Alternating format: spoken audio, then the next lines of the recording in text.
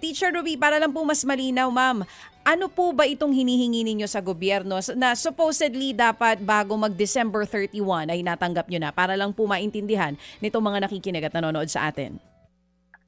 Tama po kayo dyan, DJ Chacha, no? Itong service recognition incentive ay yung insentibo nga na ibibigay sa lahat ng mga kawani ng gobyerno at katangi-tangi po kami na mga guro sa ating mga public schools, no? Ang hindi nakakuha ng buo at inutay-utay, no? Yung service recognition incentive na ito, no?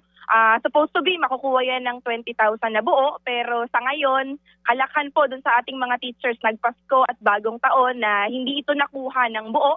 Kaya talagang nagpunta na kami, no, sa unang sahod, January 15, sa mismong tarangkahan po ng Department of Budget and Management para talaga kalampagin, no, mismo yung DBM sa inutay-utay na nga ay talagang delayed pa, no, na aming benepisyo. Oo. Teacher, ito po bang SRI na ito, taon-taon po talaga na natatanggap ng mga teachers natin?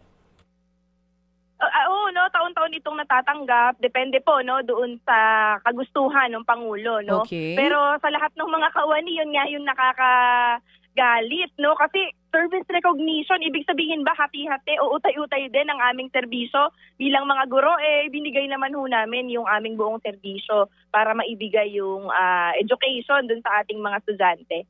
Mga kapatid, brothers and sisters, saan ka pa? Dito na tayo sa totoo. Dito na tayo sa True FM. Mga kapatid, mag-subscribe and follow po kayo sa social media accounts ng True Network PH. Yan po kami, hanapin nyo lang True Network PH, Facebook, Instagram, YouTube, TikTok, and podcast. Mapa Apple or Spotify man yan, mahahanap nyo kami. Lahat ng mga napapanood at napapakinggan nyo po sa programa, nasa social media accounts namin yan. So paano mga kapatid? See you sa social media!